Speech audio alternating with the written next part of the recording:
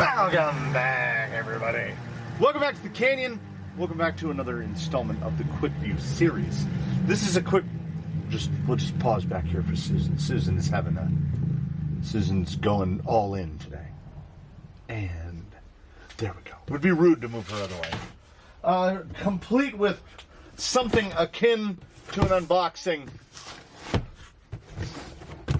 Vanquish H10 Optic Scale High Performance Ready to Run Trail Buggy with the H10 performance axles.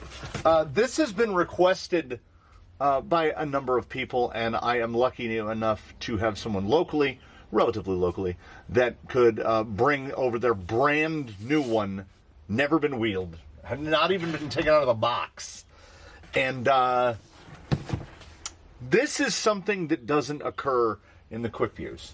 When I do a Quickview, I get the box, I take the thing out of it like this, and then we go out and we do the thing. Well, you will notice that the tires don't specifically feature the usual black and supreme stickiness ordinarily found on Vanquish red compound tires. And that is because I already filmed an entire episode on this. I already did. I filmed start to finish all my impressions from the initial unboxing, taking it out of the box, basically doing all of the things that I'm doing right now. And then it was filmed in a sort of a recording morning, let's call it, where I will spend 4 or 5 hours recording, moving setups, recording. And I got to the end of that, and I had some lunch, and I sat down, and I was going through the edits. And as I was going through the edits, it basically, what had occurred to me is that installment, which I will probably still upload anyway and just put it in members, that part started to feel a bit self-indulgent. Like, I felt like I was too focused on my own, perhaps, preconceived notions than what I was on the optic itself. So there is no reality in Hollywood, and we've got a little unreality in here today because I have had to put this thing into the box and take it out of the box because I had it out of the box and I was looking at it more closely. I was taking a better look at it, and I was like, was I wrong? I mean, in the spirit of a quick view, maybe not. But in the spirit of a quick view, maybe I was too quick. I had, I guess to say, preconceived notions. I think those overwhelmed a little bit. So, translating over from the previously recorded episode, this is unboxing 2 on the day. Everything else transpired, I don't know, 6-7 hours ago. So here we are again. And I don't, basically what it came down to is I didn't feel like I did my due diligence. And I don't feel like I have anything more overwhelmingly positive or negative to say about the H10 that I didn't say earlier. I do believe that when I put it away, I'm not 100% sure I took the battery out. I think I took the battery out. The battery situation is, I mean, it's kind of clever. It does help to have a little tool to get the clip out. You have 2 battery doors. We'll try to hit the important points. This slides forward, and then it just comes out, and then you get a battery tray. And you have another one on the other side.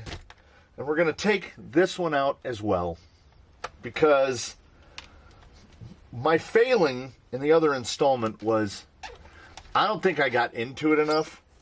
It is funny to me, in a dark way, that we get a nice machined aluminum pin for this, but Phoenix has still come with that floppy plastic pin in the front. So it comes off the exact same way. I had... First time out, initially just put the battery in there, and it turns out that that's where they want you to put it. The inclusion of 2, I mean, I guess ultimately you could run 2 packs on a parallel connector. and also looked at it more closely as to, like, what if I need to work on it? So let's pretend. Let's go down the path of pretend. Caged vehicles are typically not fun to work on.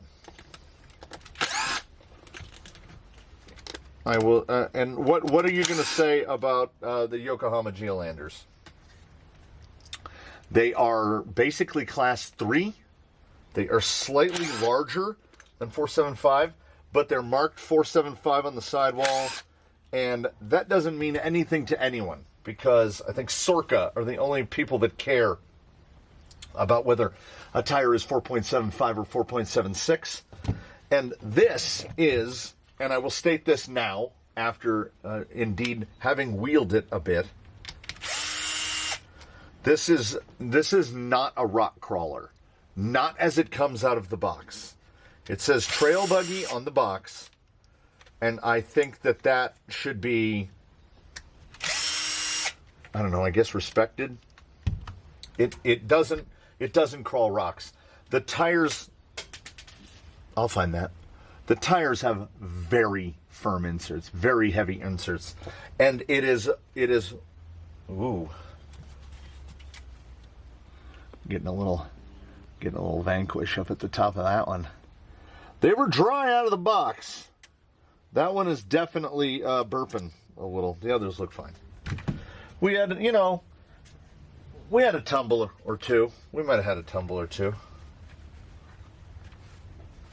So, I mean, I've definitely seen worse. So in the first go through, I didn't take it apart, and it occurred to me some hours later I should have taken it apart. They are hex head, but they are not machine thread. They are coarse thread for screwing into plastic, which is good and bad.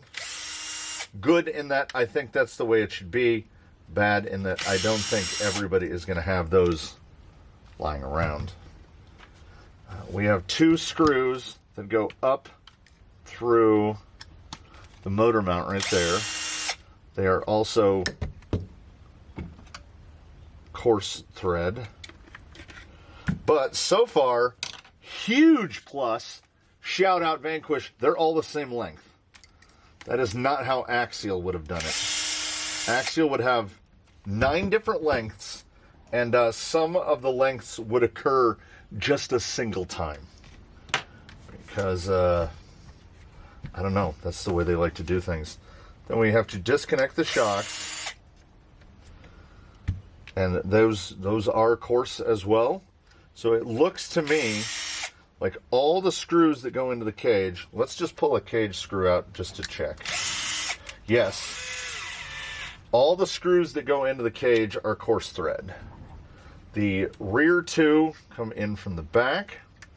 We have 2 shock mounting positions at the front, and we have 2 shock mounting positions in the rear, but the only other available position in the rear actually moves the shock lower, and I don't think this thing needs to get any higher. It is oversprung for terrestrial duties. So, like, if you want to do anything even remotely approaching crawling, these are way too firm, and the springs are too firm as well. But I think we're opting for less in the realm of rock crawling and more in the realm of, well, it says trail buggy all over the box. All right. If I'm missing any, I'm not. Nice. And I found this out via the internet, and now you're finding it out via me, via the internet. None of the panels are polycarbonate. They are molded ABS, so these are molded in the blue color, which does indeed add a fair amount of weight. This is not light. This is not light at all. Relative to say something like a Gatekeeper, I don't know what we're looking at. 500 grams. I can never remember. That is 1 1/8 pounds, 1.12 pounds. So yeah, it could be heavier, but it is not exactly light. That is approaching the weight of a of an axial CJ7. So it is fairly robust in its weight. Stuff I neglected to point out the other time through, but you wouldn't know that unless I told you right now, which I did. They do give you the option to either have a winch via the mount here, or these remove and they use the same spacing as the Panhard mount. So if you're using a different axle, because I don't believe that there is any facility to convert the H10 axle to CMS, but should someone want to convert this to CMS, all they would have to do is change the axles, which is, that's insane. That's insane. I don't think anyone is buying this with the notion of changing out the axles. So it's what they call the VFD spec gearbox, all sintered gears. There are sintered gears in the axles. It's sintered gears throughout. Underneath where the electronics are, if we look closely right here, you see the holes? Vanquish thought ahead to the point where you can take the VFD out, put a twin in it, and mount both of the servos back there. So this little piece is fascinating to me because we can put both of the dig and overdrive servos in a reasonable location. They have also looked ahead to the point where I don't know. I mean, I love the options and I love the forethought that there's a little divot in this, and the bottom of the false fuel cell can completely come off and just leave an open thing. They've left you the facility to convert this to four-wheel steer. You could put a VFD twin in it and convert it to four-wheel steer, should you feel so inclined. But, I mean, I guess more options are better. But for what it is, if I neglected to mention right now, this link and this link are the exact same length. I want to say that link, it looks like the front uppers are 100 and the rear uppers are 95. But the lower links, front and rear, are the exact same length. The knuckles in the front are bespoke to the H10 in order to accommodate the hydro look steering. And in the wheel time that I put on it, the turning circle is between 8 and 9 feet. So yes, when you have a tire on it and you put this thing all the way to the lock, yeah, the tires, the steering is literally limited by that. So, I mean, it looks like you're getting that 45 degree plus. The turning circle is pretty large, and I think that a big part of that is, what are they? The VS they call it the VS one, the stock servo.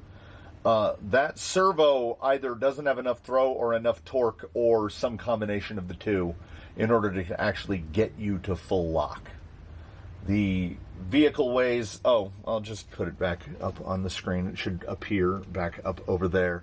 Coming in at basically 2,600 grams, a very nearly perfect 50-50 cross with a 2,200 Ovonic mounted on the driver's side, which is easier to see in this one. It's a pretty perfect fit in the battery tray. If you have some of the older 1500s, you actually have room around. I'm sure that out there's somewhere, let's see. Now, we might have to try it.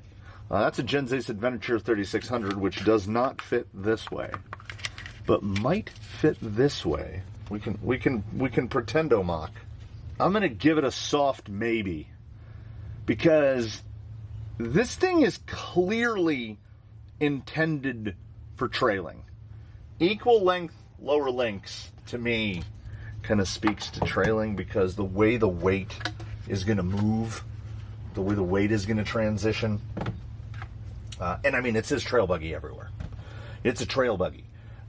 With a lot of what I guess you could constitute as future-proofing, but it seems like most of the future-proofing stuff is based around removing the H10 axles.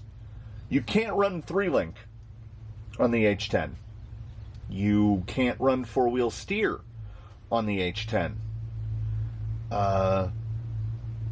And to the point where, I mean, I'm pretty confident in saying you couldn't take a front H10 and put it on the back, because it would flip the pumpkin around to over here, and it would try to run the drive shaft right through this upper link. So any future upgradification, modification of this involves removing these axles. 4-wheel steer, anything that would take it to more of a crawler. As it comes as an RTR, this is a trail buggy. And I think that the body is really well thought out, particularly well thought out, particularly with the making the panels out of molded ABS. If you don't like the Sparko blue, get yourself a hairdryer or a heat gun. You get all the stickers off. You can paint this with Krylon Fusion any color you want. So that kind of stuff we can't overlook. You kind of have to appreciate that kind of stuff. The ability to just drop in a VFD twin, I'm here for that. I'm 100% here for that. At the same time, that is the sort of upgrade / modification that I think is done by someone with a really, really deep parts bin. Because to me, nothing about this is a rock crawler. It is too fast to rock crawl, and it's too slow for my own personal feelings of what should be something that trails.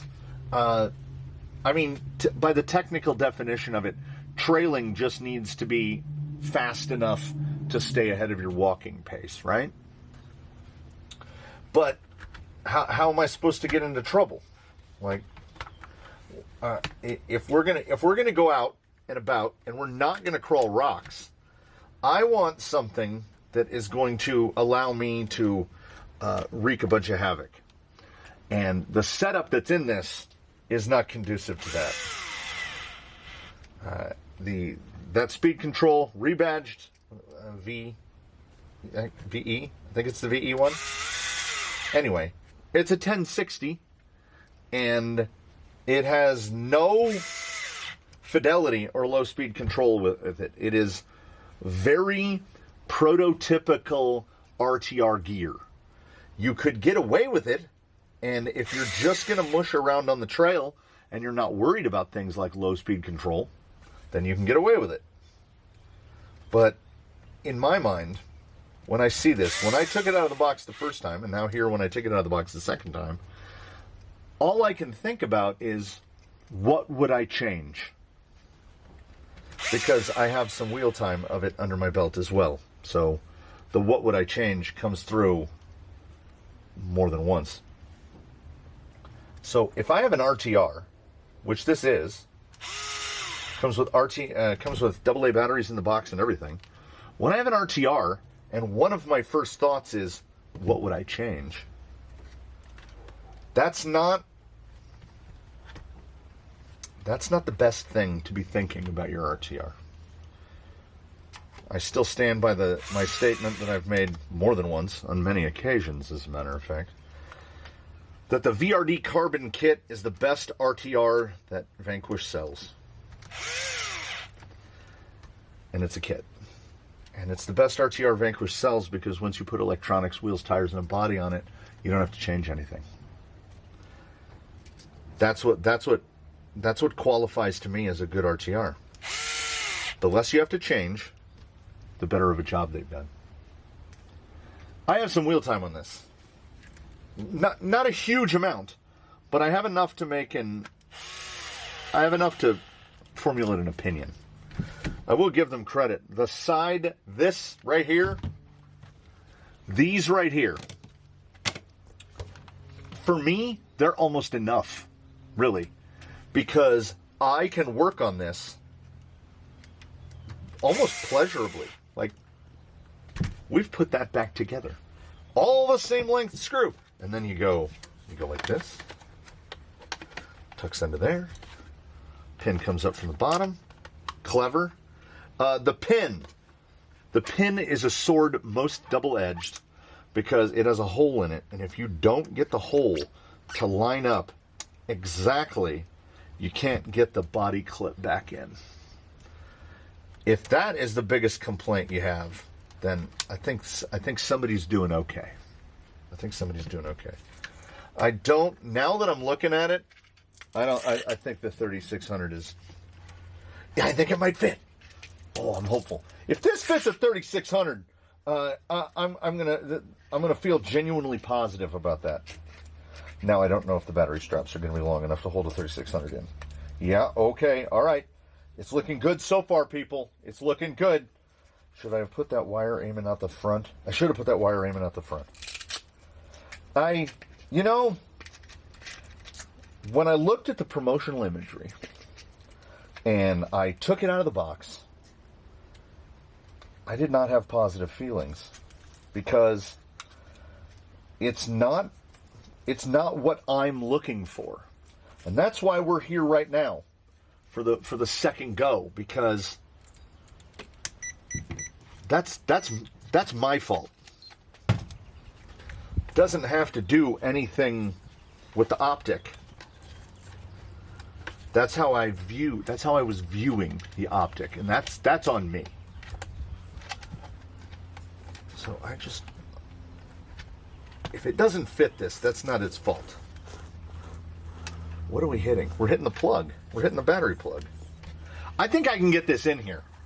And I will consider it a personal victory if I can get this 3600 Genzace in here. Oh, yeah. Okay. If the pin will go. If the pin will go. Oh, it's snug. It's snug.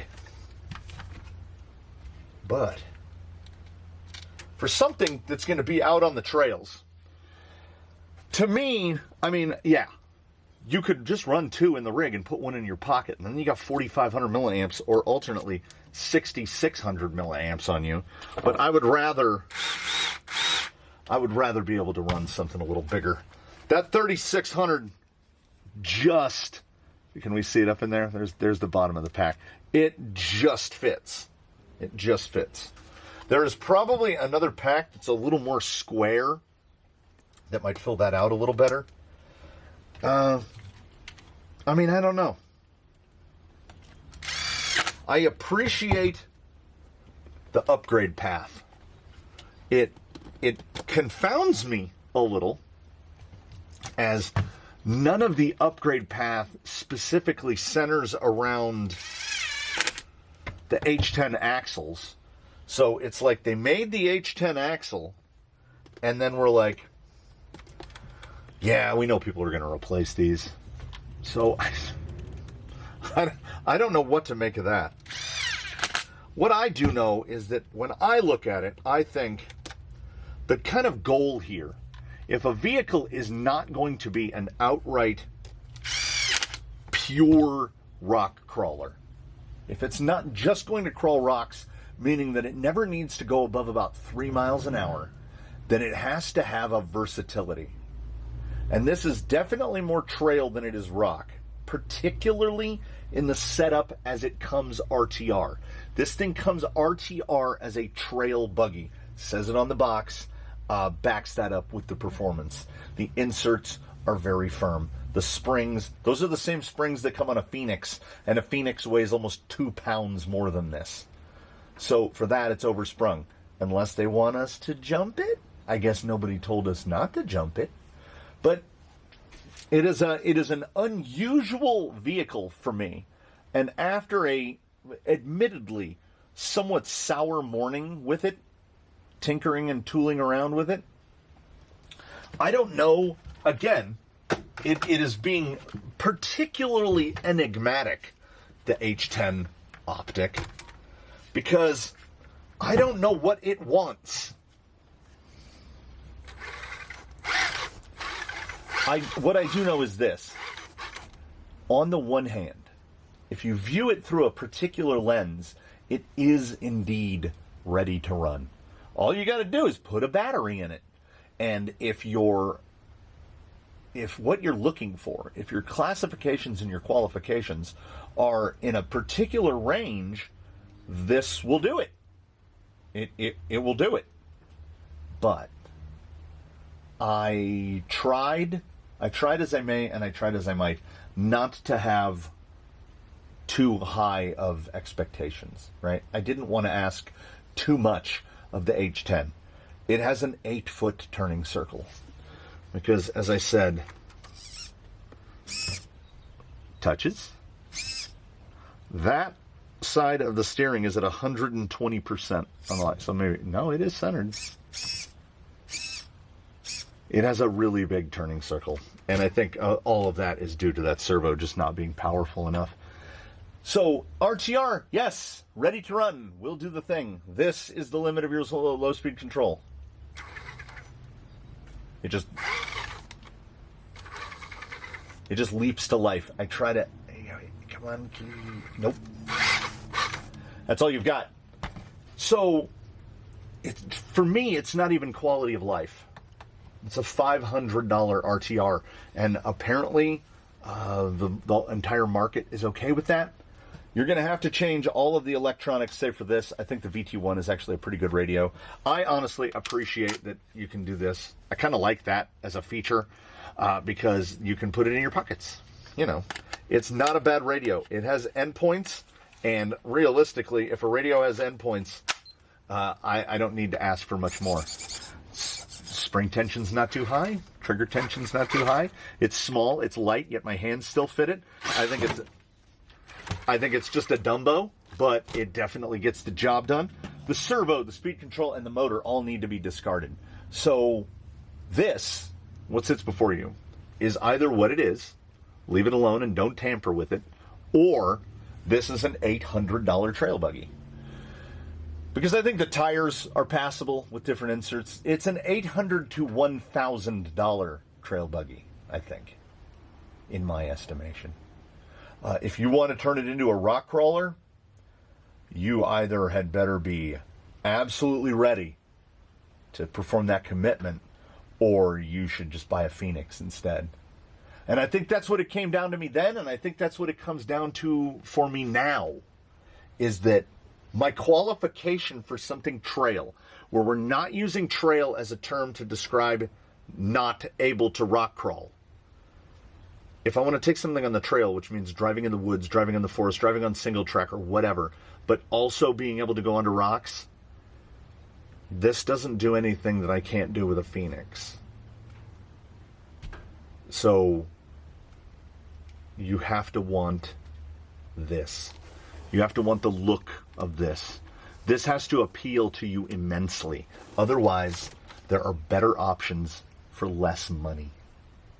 And I mean, I'm not trying to be cynical. I'm not trying to be jaded. I'm just saying that it has been said before by me and by others.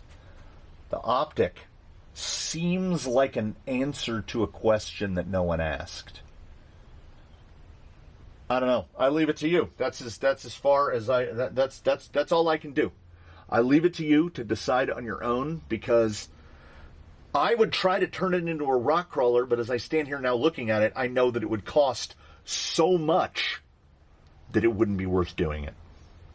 So, value, it varies from person to person. It is in the eye of the beholder. So, take it all with a grain of salt. Tune in for whatever comes next. You might see this on here again. I don't know. We'll see what the future brings us. We'll do it together, as we always do. Thanks for watching. Tune in next time. Have a good one, everybody.